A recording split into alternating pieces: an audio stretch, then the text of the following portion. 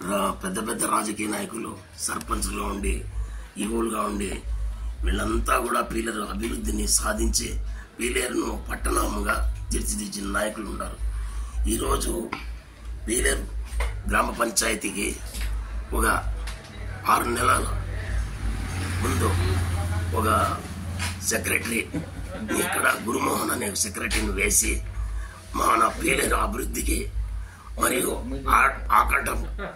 ఆటంకం కలిగిస్తూ ఈరోజు పోలీసు వ్యవస్థను పెట్టుకుని జనరల్ బాడీ మీటింగ్ జరపాల్సిన పరిస్థితిని తీసుకొచ్చిన గురుమోహన్ గారికి ఇది పీలేరు, మా పీలేరు ఇది.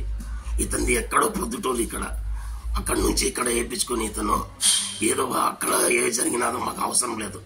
అతని పర్సనల్ విషయాలు, అతని అధికారం జరగలేదు. ప్రెస్ మీట్ పెట్టడము, జీవో ఉంటే గన చూపిస్తే గన మేము ప్రతిఘటిస్తాం దానికి. నువ్వు ప్రతిసారి ప్రెస్ మీట్లు పెట్టడము, పంచాయతీని అధోగతి పాలు చేసి దాన్ని సర్వనాశనం చేసినావు. నువ్వు పీలేరులో నువ్వు అందరినీ మత కల్లాలు లేపుతా ఉండవు, తర్వాత ఫ్రాడ్ నేర్పిస్తూ ఉండవు, ఎమ్మెల్యే గారికి చెడ్డ పేరు తెస్తూ ఉండవు. ప్రతి ఒక్క మనిషికి అక్కడ ఉండే వర్కర్స్ నీ ఇష్ట ప్రకారం మీరు చేసుకుంటూ ఉండవు.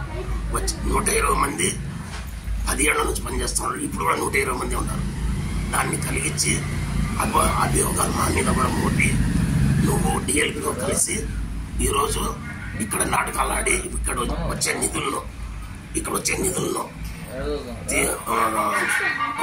ఉపయోగించుకొని పీలేరును అభివృద్ధి చేయాలంటే నువ్వు ఇక్కడ వచ్చి ప్రతిరోజు ఏదో సమస్య గ్రామ పంచాయతీలో పెడుతున్నావు.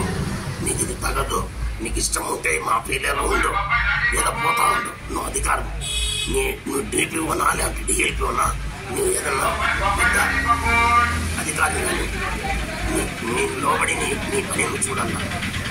ఇది పీలేరు, మా పీలేరు. గ్రామ పంచాయతీ అంటే ప్రతి ఒక్కరికి హక్కు ఉంటుంది. వచ్చిన తను నిలబెట్టి మాట్లాడతావు, రెస్పాన్స్ లేకుండా మాట్లాడతావు.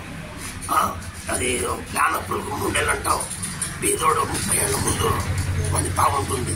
30 ఏళ్ళకు వాడు ఇది ల్యాండ్ అప్పుడు తావాలంటే అనుమతిస్తున్నాడు. కలెక్టర్ దగ్గర పోవాలా, మళ్ళా పిఎంఆర్ దగ్గర రావాలా, రిజిస్టర్ దగ్గర పోవాలా.